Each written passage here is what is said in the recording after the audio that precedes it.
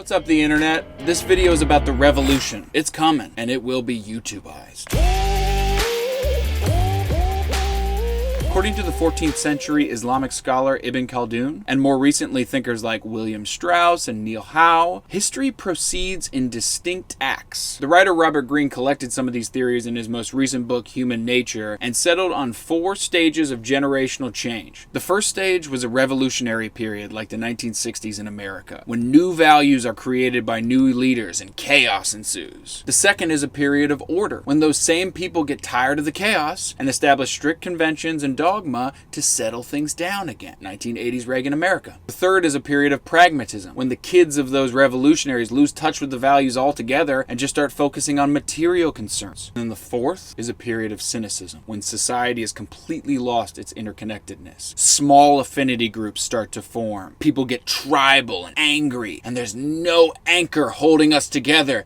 Does any of this sound familiar? Because according to Robert Greene, we're in the 4th act right now, the cynical, terrible one, and that might explain why you're so sad all the time. Right now, trust in all institutions is at an all-time low, and the change is likely to start with the institutions that are least trusted. The average approval rating for Congress over the last 10 years has been 17%. Carrot Top has a better approval rating. Losing a toenail, quinoa, some diseases, fracking, night terrors, working in the mines. Does better, polls better. Meanwhile, we've seen more and more political change happening outside of the federal government, with historic Supreme Court cases and state-level propositions. There's even more change happening outside of politics altogether. What bill has led to more change than the gig economy, with Lyft and Uber and Airbnb and Limes? So if you want to be ahead of the revolution, taking advantage of human capital on a local level will probably have more impact than electing a new president or congressperson. Now, the second most hated institution that's going to change in the coming years is the media. Fake news. We don't trust anything we read or hear now. So confusing. And that's because the internet, while making information free, also made information free of value and objectivity. News outlets have no budgets for in-depth reporting, and people choose clickbait and sensationalist stories anyway. This leaves an opening, because in an era when the quantity of information is high,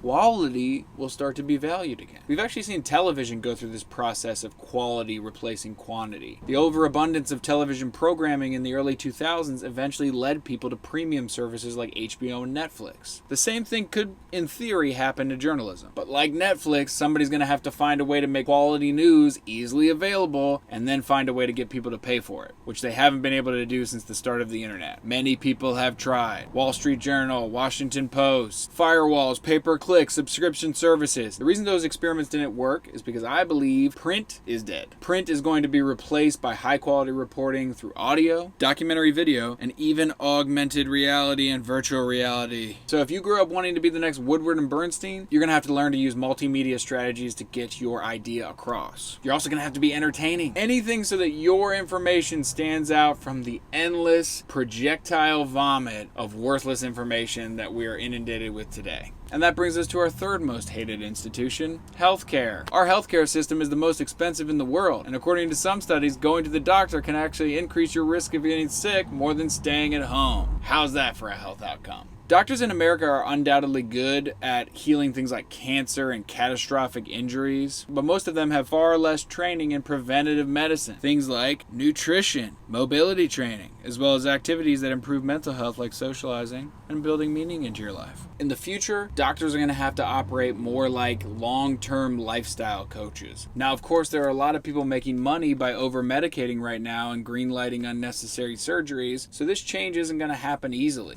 No one wants to admit that fresh air, a bag full of vegetables, some activity, and a good social group can ensure your health better than a $400 a pill quick fix. Now, the fourth and final most reviled aspect of our culture that we're going to talk about in this video is our rampant materialism. And I put that fourth because, to be honest, most people actually love it. Even those of us who dismiss the American dream of owning a house and 2 cars still want the newest iPhone. But unfortunately, it's been pretty well established that working constantly to be able to afford to buy things doesn't make you happy. If it did, successful and wealthy people wouldn't be killing themselves. Sure, a certain level of financial stability is strongly correlated with well-being. According to some scientists, it's between $70,000 and $95,000 a year for an individual. But above that ceiling, increased wealth has almost no effect on happiness. Now, what has been shown to make us happier, more than an increased salary or more material items, are experiences. According to studies conducted by Dr. Thomas Gievich, experiences not only lead to happiness in the short term, but when we remember them, we experience that joy again.